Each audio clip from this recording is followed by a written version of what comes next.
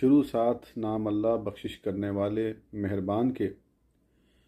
منزل اول سپارہ اول سورہ فاتح آیت اول محقق۔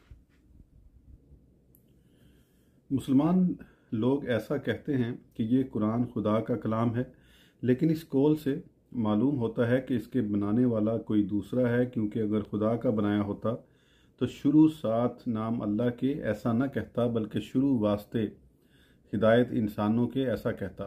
ستیارتھ پرکاش سواد 659 باب 14۔ جواب: